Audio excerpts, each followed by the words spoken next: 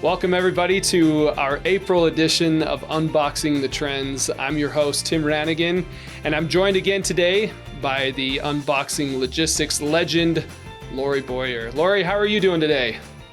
So good. Really excited to be here with you. It's a beautiful April day here in Texas. Nice. We are enjoying some warm weather finally here in Utah as well. It's nice to be on the other side of winter. So Lori, for the last couple episodes, we have talked a lot about tariffs. We're going to switch gears a little bit and let's bring some fresh topics to the Unboxing the Trends episode. Specifically, Lori, I know that you know what's going on out in the industry today. So can you give us some ideas of some trends that you're seeing that may not actually be related to some tariffs? Tariffs are everywhere. We all know we're dealing with everything that's going on with tariffs and not with tariffs. You know, a few episodes ago, I think that I said that you're just going to have to keep an eye on it. Things are going to be coming and going. And I think that's true. But I'm glad you want to move past that because there are things going on in the industry outside of just tariffs. And specifically, Timbo, I've been thinking that I really have been interested in some things happening with carriers lately. Oh, interesting. Okay? So first of all, in the last week or so, some reports have come out that around, I'm going to look up the number so I have it exactly, FedEx and UPS have lost quite a bit of their market share. In 2024, compared to the previous year, alternative carriers delivered 44% more packages than they did in the past. So that has been a decline mostly away from FedEx and UPS. It's not just regional and alternative carriers, though, Tim. It's also major retailers are a huge portion of that. We're seeing Amazon doing a large number of deliveries. Walmart is doing deliveries, but then also those regional alternative carriers are seeing a huge jump there. So that's something that's really interesting. We've talked for a long time about the importance of diversifying your carrier network. And I think these numbers are really just bearing fruit that is what's happening. So my advice for everyone around that, if you are not, if you have been stuck kind of with your pet favorite carriers, it is important that you expand, that you look to regional carriers. We're no longer in kind of that era of just sticking with the big dogs. But that being said, I also think, Tim, and you tell me if you disagree, but I think it also means it's a great chance to kind of look at your contract with some of the big ones as well, with FedEx, with UPS, and kind of see maybe where you can play some chess and figure out maybe you can get yourself a better deal because they are working to kind of try to get things moving again. What do you think about that? I love those suggestions, Lori. That $2.3 billion number is pretty staggering.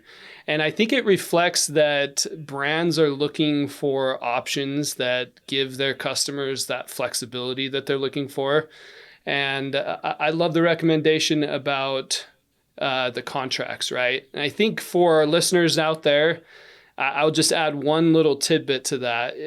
If you are having your contract negotiations annually, I would recommend to try to move those up quarterly. With things changing so much in the market this time of year and in 2025, a quarterly review could really benefit you versus an annual review. And great point, especially as I shouldn't even say the P word, peak season.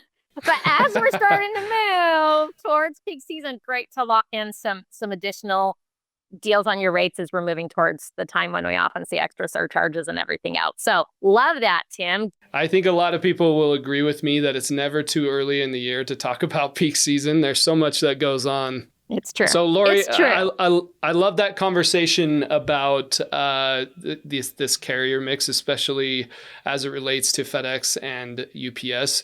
Are there any other carriers that are kind of popping up on your trends radar? Okay. So yes, just this week, just in the last couple of days, we saw DHL come out and have some restrictions around high value B2C shipments. So I just want to cover this briefly because I had a small business reach out who was a little bit confused about it. And so I just want to make sure everybody understands. So DHL, what they've done is any shipments that are going from a business to a consumer.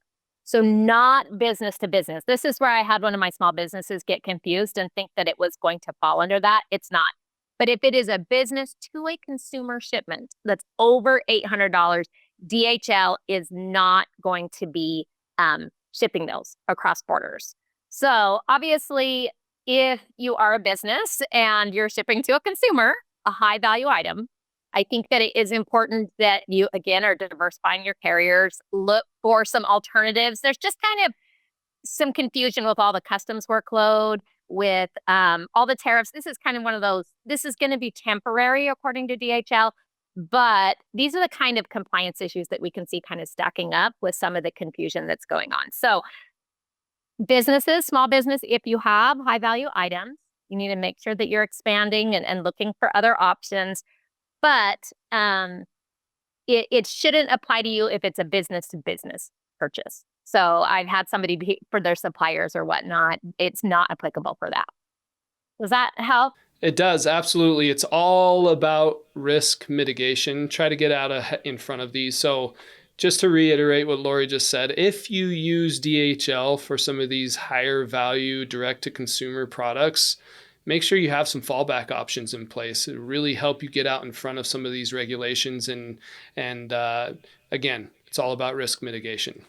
Get ahead of the game. For sure. And we have great people in the network out there who are in our podcast network here who can really help advise you if you are cross-border. Absolutely reach out to any of your contacts, any of your consultancies, contractors, anybody you've got in that cross-border, and make sure you're staying in contact with them. They can give you great advice on that. All right. I got one more carrier I wanted to cover, Tim. Any guesses on who it might be? Oh, geez. Well, we've gone through DHL. We've done FedEx. We've done UPS. That leaves USPS. That's right. The good old Postal Service. Love them. Of course, the big news is that DeJoy is out. And we're kind of all waiting, excited to find out who our next Postmaster General is going to be. I'm sure that we'll cover that in an episode in the future. Next week, we'll be at the National Postal Forum. Maybe it'll be announced there. Anybody got the word to the ground, but their ear to the ground on what's going to happen. I'll be there speaking at NPF next week. Anybody who's there, I'd love to meet up with you and let's chat. Let's talk about it all. But I also wanted to touch a little bit the beginning of April. So we're a few weeks in. The USPS did make some new service standards for their Ground Advantage and the single piece first class mail. Basically, you're going to get about an extra day in transit if your volume originates in kind of a rural area. So for volume that's more rural, it may take a little bit longer, but the hope is that that's going to speed everything up elsewhere. So for that, I would just say make sure you're keeping an eye on if you do have, a lot of rural shipping going on, and make adjustments to service levels if that extra day may impact you. So, but otherwise, really the big news, USPS, is we're all just kind of waiting to see about the Postmaster General. And, things are happening with carriers all the time, and it's really exciting. So I think that's pretty much all I got. It's a carrier-focused episode, Tim. Well, carriers are important in the world of e-commerce, shipping, and logistics. So thank you, Lori. We appreciate your insights on this episode of Unboxing the Trends. To all of our listeners out there, we would love for you to stay involved with each of these episodes. So as we go through them, if you want to drop some comments down in the comment section below, please add your thoughts, especially if you know who the next Postmaster General is going to be. We would love to know that as well. If it's you, put it in the comments. Let us know. So if it's you, definitely comment in the comment section below.